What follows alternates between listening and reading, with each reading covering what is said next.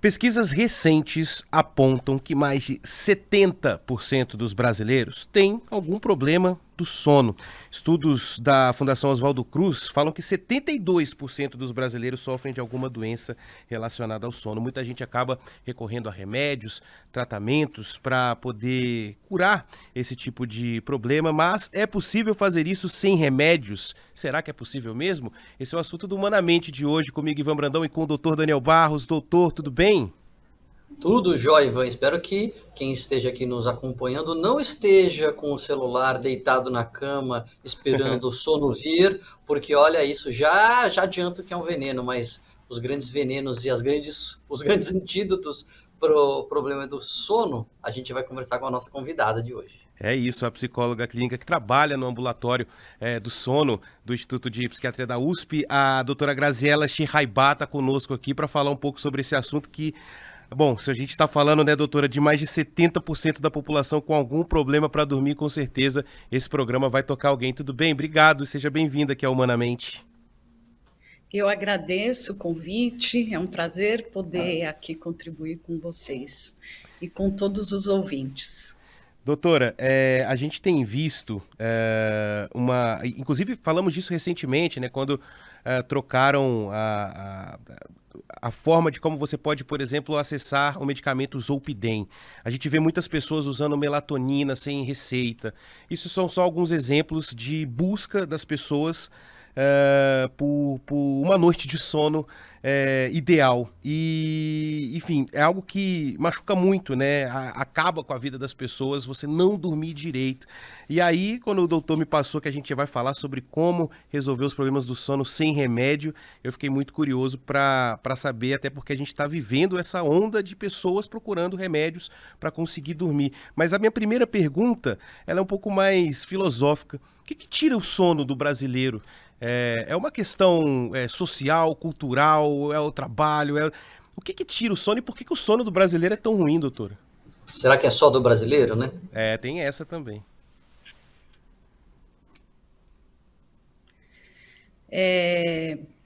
A primeira, eu acho que a grande mudança foi com a chegada da luz elétrica, né? Porque antigamente a gente tinha muito estabelecido, primeiro, que o que sincroniza o nosso corpo é o claro e o escuro. E quando a gente não tinha luz elétrica, então a gente trabalhava, fazia as coisas, depois se recolhia e dormia. E isso estava muito sincronizado, o interno com o externo, com o ambiente externo. E quando veio a luz elétrica, a gente teve uma mudança comportamental muito profunda, né? Hoje você tem farmácias 24 horas, supermercados 24 horas, você pode trabalhar o dia inteiro, porque você está online com o celular, com o computador, você tem academia, você tem... Então, a gente pode ficar ligado hoje o tempo todo, 24 horas. E quando a gente não tinha luz elétrica, não tinha essa questão da insônia tão grande. Aliás, eu acho que se tivesse era um número muito pequeno, porque tinha muito estabelecido a noite e o dia. E hoje a gente tem uma mistura, não se sabe quando é noite e quando é dia, porque a gente pode ficar conectado e trabalhando o dia todo. E aí as pessoas acham que ficam trabalhando e depois desligam o computador e vão conseguir dormir. E não é assim. O dormir é um processo, não é um liga e desliga. O liga e desliga a gente consegue quando a gente está, muitas vezes, com algum remédio tomando, o Zolpidem, que é o famoso liga e desliga, que hoje a gente já tem uma necessidade de ter a receita azul, um controle muito maior, Os porque muitas pacientes pessoas abusavam. E os pacientes comentam exatamente isso, né? De que é uma sensação de que desliga mesmo. Muitos pacientes falam assim, parece que eu tomo aquele negócio e apaga, o que também acaba não sendo um sono natural, né? Ele não é inserido nesse Fisiológico, processo. né? Né?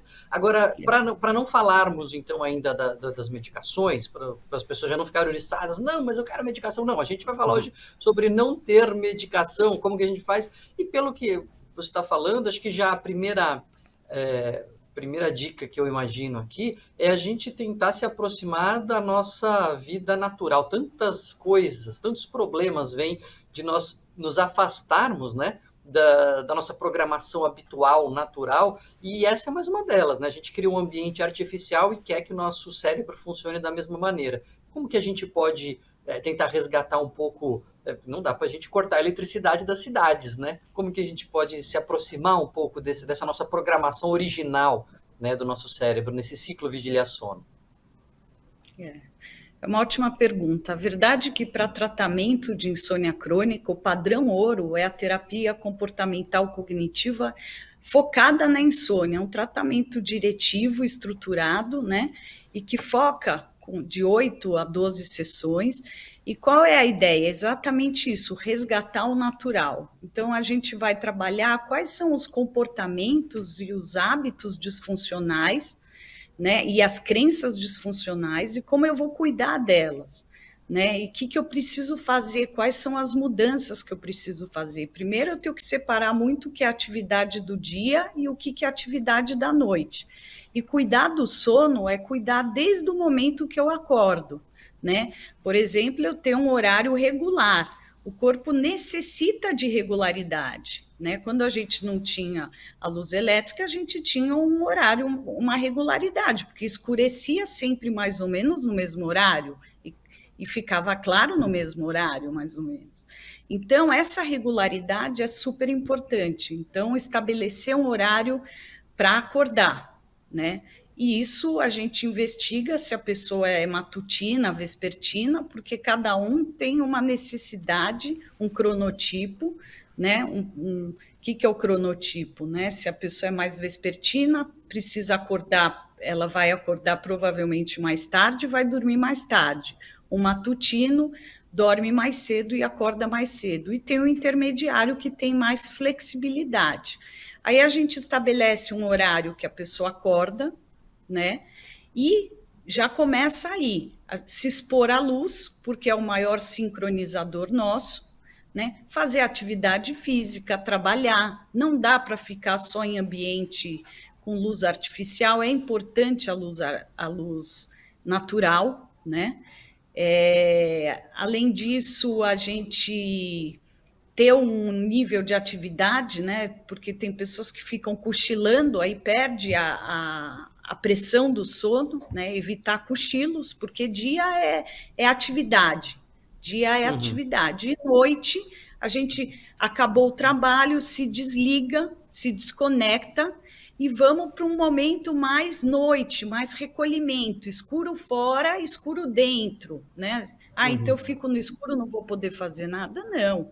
Só não pôr luz branca, diminuir a iluminação, fazer uma atividade que não te estimula tanto, né?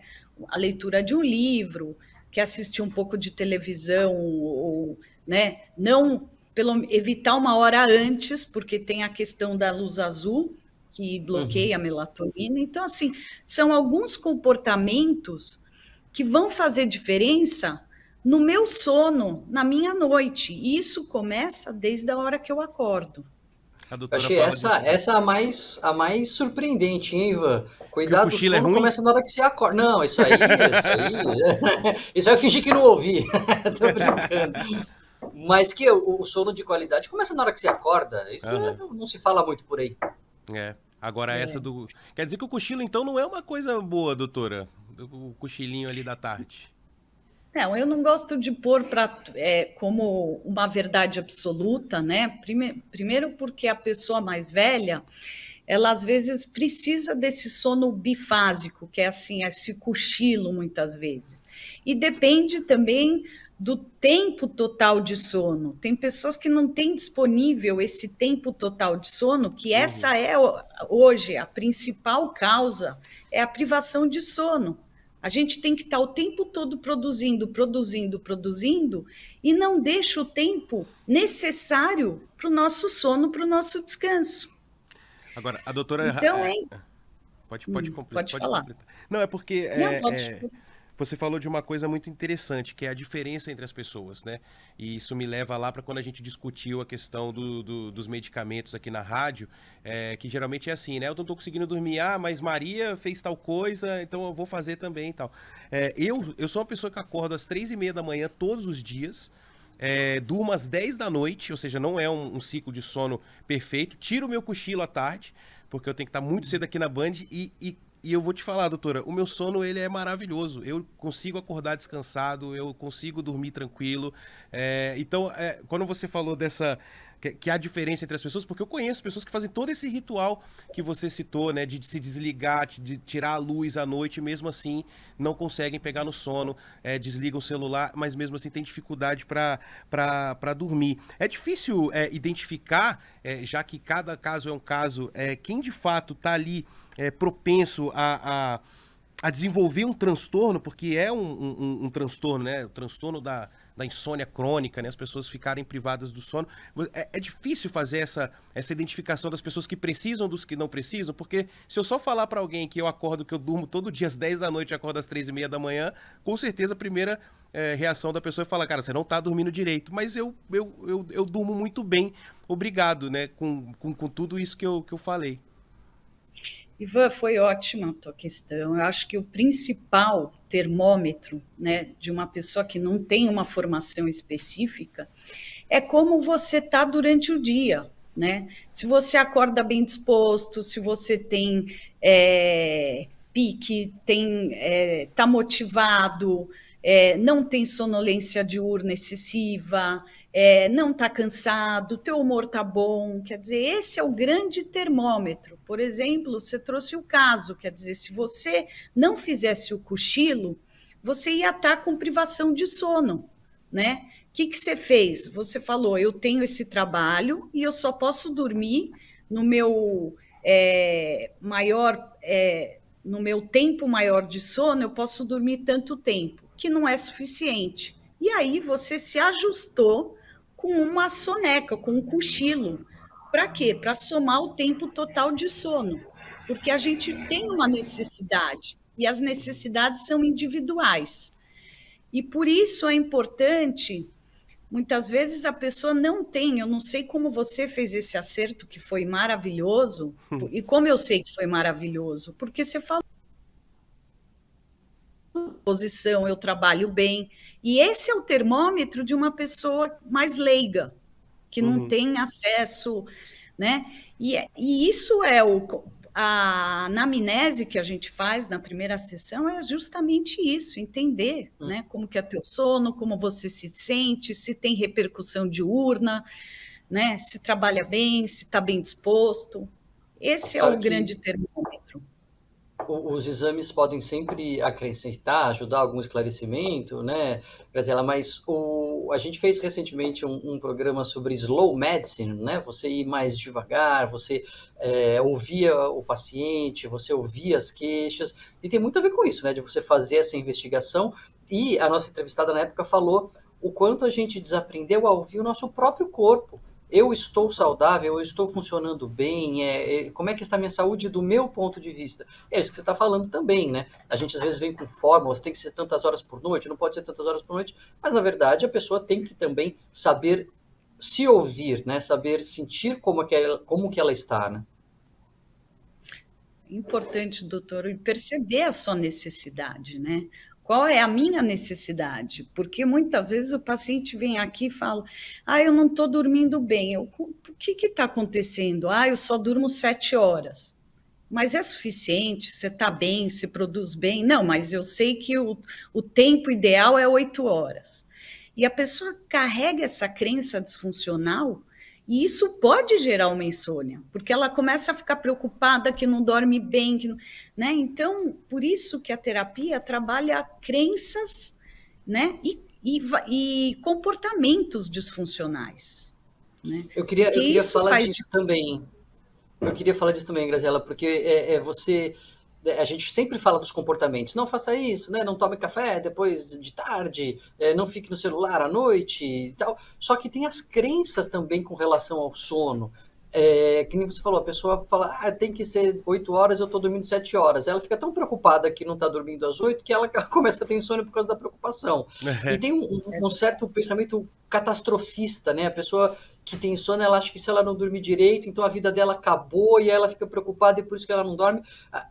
Lidar com essas crenças também é parte da terapia, do tratamento não medicamentoso da insônia. Sim, é uma restrição cognitiva, né? Então, por exemplo, acordar à noite é comum, né? Tem muitas pessoas que falam, não dormi bem porque eu despertei. Aí eu pergunto, você despertou e quanto tempo você demorou para dormir? Não, eu fui no banheiro e voltei a dormir. Isso atrapalhou? Quer dizer, eu não quero acordar à noite. Mas isso faz parte, é fisiológico também. Tem pessoas que conseguem dormir um bloco inteiro, tem pessoas que têm energia. Às vezes, né, precisa ir no banheiro, às vezes é uma posição que não está legal, né? A questão é quando eu me desperto e não consigo voltar a dormir. Aí sim a gente tem que cuidar. Mas muito trabalho da terapia são as mudanças de crenças, porque crenças criam comportamentos e que geram comportamentos disfuncionais. Então a gente tem que trabalhar nessas duas frentes, né? Componentes cognitivos, comportamentais e também educacionais, né? Entender como o sono funciona, né? Porque se eu estou acostumado a tomar um remédio que me liga e desliga, e aí eu não consigo, eu acho que é assim que funciona o sono fisiológico, eu vou achar que eu estou com insônia, começo a ficar preocupado e começo a ruminar, e isso me deixa ansioso, e eu não consigo dormir. Agora, se eu entendo o processo que eu tenho que me preparar para dormir, né? Eu tenho que fazer um ritual pré-sono para eu avisar, dar pistas para o meu corpo que eu estou indo dormir. E são pistas que eu faço diariamente, né? Então, eu vou entendendo que demorar um tempo para dormir não é um problema, né? E são essas crenças que vão fazendo diferença. Quando a Ah, gente... Pode falar. não, pode falar, doutora. Não, é porque a gente tem que te liberar, mas assim, esse é um assunto que a gente poderia fazer uma série de podcasts de 1 hora de duração só para falar sobre o sono. E é um assunto que mexe muito com o nosso ouvinte. Para a gente encerrar da nossa parte aqui, doutora Graziali, te agradecendo muito aqui pela presença no Eu que Humanamente. agradeço a Que, oportunidade. que dicas você pode deixar para os nossos ouvintes, de um modo geral, mesmo que não seja o caso, né, generalizar o problema, mas para que as pessoas comecem, pelo menos, a se entender, a se escutar, como o doutor Daniel disse, né, a escutar melhor o nosso corpo, as nossas necessidades. No geral é isso, né, desligar da tela, o escuro é escuro, a hora de dormir é hora de dormir, regular o nosso corpo. A gente pode seguir algumas dicas e ver se melhora antes de procurar uma ajuda mais profissional, podemos dizer assim. Eu acho que o principal é ter uma rotina, né? Ter horário de dormir, ter horário de acordar. Lógico que a gente não pode dormir sem sono, né? Então, eu vou pôr que eu quero dormir às 11 e acordar às 7. Não, eu tenho que ver se às 11 eu estou com sono. Então, e para eu ter sono, eu tenho que cuidar, como eu te falei, desde a hora que eu acordo, Uhum. que é fazer atividade física, se expor à luz, né? E aí, se recolhendo, porque se eu estou até véspera de dormir e estou muito ativo, fazendo atividade que me estimula, não vai vir o sono. Então, é importante se preparar para dormir. Ir se recolhendo, fazendo uma atividade mais calma, né? Vai ler um livro, que pode ser um ritual pré-sono, e esperar que o sono vai chegar. Né? Muito bem. Então, a regularidade é importante, porque a hora que eu entendo qual é meu padrão, que horas que o sono costuma vir, e o corpo gosta de regularidade, né? Você pode perceber que quando você sai do teu horário, você sente, porque você está sincronizado, o teu corpo tem um ritmo, né? E quando a gente tem que dormir mais tarde, não é que a gente não consegue, a gente consegue no dia seguinte, vai trabalhar bem. Mas por quê? Porque foi 1 dia, 2 dias. Agora, quando isso se repete, aí a gente tem consequências, né? Mas a ideia, eu acho que é regularidade, né? Regularidade de fazer esporte, regularidade de se expor à luz, regularidade de dormir, né? no momento que eu tenho sono, é, e, e lembrar que o sono não vem no liga e desliga, que é um processo. Muito Acho bem, que essa é a doutor. minha maior dica. Obrigado, viu, doutora Graziela Schirraibach, conversou conosco aqui no programa Humanamente. Seja bem-vindo em outras oportunidades também. Acho que esse é um assunto que não vai morrer nunca. Obrigado mesmo. Eu que Obrigado, agradeço. Gabriela. Obrigado, doutor Daniel. Obrigado, Ivan. Muito obrigado a todos os nossos ouvintes. E vimos agora há pouco, né, doutor Daniel, que se a gente tiver uma rotina, conseguir regrar o nosso corpo, acostumar o nosso corpo, você fala tantas vezes que o nosso cérebro prega peças, né? A gente precisa treiná-lo a fazer as coisas certinhas. A gente não precisa de nada disso, de remédio, de atendimento médico. A gente consegue, de repente, melhorar a nossa noite de sono. Mas isso é um fato, a gente falou lá no começo do programa, né? O brasileiro dorme muito mal, né? 70% mais do que isso tem algum problema para dormir. Mas interessante esses insights que a doutora Graziella trouxe, né? Sobre a diferença entre as pessoas, como é importante a gente se regrar em relação ao sono. E essa que foi a que te pegou mais, né? A gente começa a meio que dormir, preparar o nosso sono na hora que a gente abre o olho e acorda, né? É um site muito interessante e muito poderoso, se a gente pensar, né, Ivan? Porque o cérebro, ele de fato, ele gosta de rotina. A gente adora falar mal da rotina, mas a rotina, ela é importantíssima, ela nos poupa trabalho, nos poupa energia, e o cérebro, quando pega rotinas, as coisas vão fluindo mais fácil. E tem estudos que mostram justamente isso. As pessoas que têm um dia a dia com mais rotina mesmo, mais regrado, menos assim, aventureiro, né? Cada dia acorda no horário, cada dia faz uma coisa, cada dia vai dormir no horário, é sempre uma novidade. As pessoas que têm uma vida mais regrada nesse sentido tendem a ter um sono melhor também. Então, não é só a rotina do dormir ou do anoitecer que é importante, mas a gente ter hábitos, desenvolver hábitos, né? Hábitos saudáveis de forma geral, claro, mas desenvolver hábitos ajuda bastante a tudo, né? Assim, você, por exemplo, eu sempre comento, né? Falo para os meus pacientes, segunda-feira, na hora do almoço, eu não preciso decidir se eu vou fazer atividade física, porque já é o hábito, é o almoço, eu vou ter que parar e decidir não fazer, porque se eu deixar no automático, eu vou já automaticamente, né? Então, a gente criar esses hábitos ajuda a gente a ter rotinas mais saudáveis, de fato. Agora, doutor, existem casos em que você fazer um tratamento com medicação é inevitável, imagino eu, né? Então, eu queria falar um pouco sobre essa questão também, muito embora o nosso programa hoje seja sobre esse tratamento do sono sem os remédios, né? Mas, enfim, no final das contas, as pessoas acabam recorrendo, muitas vezes sem a necessidade, isso eu acho importante falar também, mas em alguns momentos não tem jeito, né? O remédio tem que ser aplicado para que a pessoa consiga regular o sono, porque não dormir gera muito problema, né, para a pessoa. Eu acho que a gente precisa ter cuidado com as duas pontas, Ivan, com o exagero e com a falta, não é?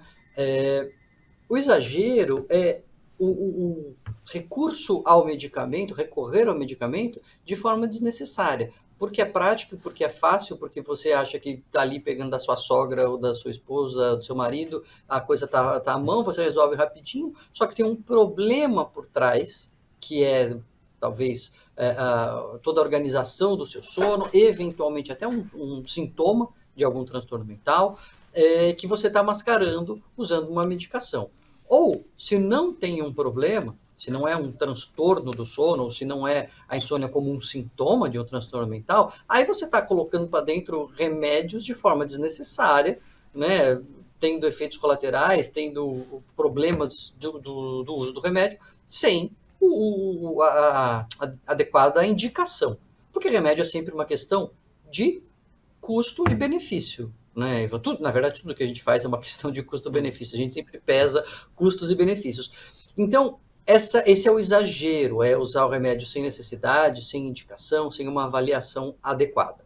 Agora, a falta, Ivan, é também o oposto, é assim, a pessoa demonizar o remédio e falar, não, pelo amor de Deus, tudo menos o remédio, eu prefiro ficar com insônia do que tomar esses remédios, eu prefiro dar outro jeito. Ok, se puder dar outro jeito, maravilha. Se conseguir ter a rotina, se conseguir fazer higiene do sono, se conseguir fazer atividade física, mas se eventualmente existe um problema do sono, a gente tem que entender que a insônia, a falta de tempo de sono adequado, a falta de descanso ao longo da noite, é extremamente prejudicial para o nosso organismo. Mais prejudicial do que o uso do medicamento. Então, o exagero de usar sem necessidade é ruim, mas o exagero de não usar quando precisa também é ruim. Essas duas pontas a gente tem que evitar. Pois é, quando a gente noticiou aqui na rádio sobre o Zolpidem, né, que virou um remédio de tarja preta, né, de um remédio controlado, eles mandaram experiências próprias do uso do remédio, às vezes nem de forma descontrolada, mas como se fosse algo muito corriqueiro, né? Ah, hoje eu tomei, hoje eu não tô assim, tô assado, vou tomar. E aí chegou muito relato, doutor, sobre a melatonina, que a doutora Graziela citou aí, que é algo que a gente produz. E tem muita gente que tem esse mito, já que a doutora falou de crenças, é legal a gente falar disso também, que por que o nosso corpo produz a melatonina, se eu tomar, não vai me fazer mal. E não é muito por aí também, né? Pois é, por mais que o remédio seja seguro, e a melatonina não podemos também mentir, ela é segura nesse sentido, tanto que em muitos países ela é de venda livre. O maior problema da automedicação, Ivan, é a gente não saber o que está acontecendo. Então, imagina que a pessoa esteja com um sono ruim e ela percebe que o sono não está legal, e aí ela, de repente, pega ali uma melatonina, isso dá uma disfarçada e ela não vai atrás porque que o sono não está legal. Eventualmente, essa pessoa não está dormindo bem porque ela tem um transtorno ansioso. Ela deita e ela começa a pensar nos problemas, ela não consegue deixar de pensar nos problemas, não consegue relaxar, ela tem um outro problema, que é um transtorno de ansiedade, que traz outras repercussões na sua vida, na sua qualidade de vida, aumenta risco de outras doenças, que ela não vai tratar porque disfarçou uma melatonina. Pensando num exemplo qualquer aqui, né? Uhum. Ou, mais do que isso, você tem uma organização do seu dia a dia, da sua vida, que te afasta completamente do que é saudável do ponto de vista de higiene do sono. Então, vamos pensar tudo que a pessoa faz de errado. Ela toma café na hora da janta, ela fica no celular deitada, no lugar que ela dorme com o celular com a tela na cara, ela faz tudo de errado e aí toma melatonina para resolver um problema que, na verdade, tinha que ser resolvido de forma comportamental, né? Enfim, então, prestar atenção, pensar no que a gente está fazendo, buscar entender o que está acontecendo com o nosso corpo. Eu acho que isso é o fundamental, né? Não estamos dizendo aqui que está todo mundo doente. Tem um monte de gente com problemas de sono. O que significa? Que todas as pessoas vão precisar de remédio ou vão precisar de terapia? Não. Significa que a gente acendeu a luz elétrica e conectou no Wi-Fi, e assim a gente distorceu completamente a nossa programação original do ciclo vigília-sono, e a partir disso a gente criou uma multidão de pessoas que têm uma desregulação. Como que a gente vai lidar com isso? A gente vai levar a educação, levar a informação, as pessoas se conseguirem se organizar de uma maneira mais saudável, grande parte delas vão diminuir muito os problemas do sono, uma parte vai continuar, e aí sim, o ideal é procurar um atendimento para saber exatamente o que está acontecendo. E contar sempre conosco aqui no programa Humanamente. Muito legal esse assunto, com certeza mexe muito com os nossos ouvintes, doutor Daniel. Quando a gente traz notícias sobre o assunto, já é bastante comentado. Quando a gente tira ali um programa inteiro para falar sobre isso, então imagina, agradeço demais. A gente chega ao fim neste final de semana e aqui eu peço licença para primeiro agradecer o doutor Daniel aí pela acolhida, mas é meu último Humanamente. A titular deste programa está de volta a partir da próxima semana, a Roberta Russo, depois da licença maternidade, volta mamãe, volta diferente e com outros assuntos, com outros programas também aqui. Então, muito obrigado, viu, doutor? Desculpa aí qualquer coisa, mas acho que a gente conseguiu carregar bem esses 6 meses aí sem a Roberta Russo aqui no Humanamente. É isso aí, Ivan. Sempre bem-vindo, portas do Humanamente abertas. Tem as famosas frases de encerramento, né? Obrigado por enquanto e desculpa qualquer coisa, né? Desculpa aí qualquer coisa. Mas você é muito bem-vindo ao Humanamente, sempre que quiser e puder participar. E aguardamos a volta da Robertinha na próxima semana. É isso. Semana que vem tem Roberta Russo aqui. Obrigado aos ouvintes também. Recebi muitas mensagens ao longo desses 6 meses aí. O programa é muito legal de fazer. Aprendi muito também. E é isso. Senão eu vou ficar emocionado aqui. É melhor a gente encerrar logo. Bom, boa noite de sono para todo mundo. Humanamente fica por aqui. E é isso. Programa em parceria da Band News FM com o Instituto de Psiquiatria do Hospital das Clínicas da USP. Sempre muito bom tê-lo aqui conosco, ouvinte da Band News FM. Doutor, um abraço e até qualquer hora. Até mais.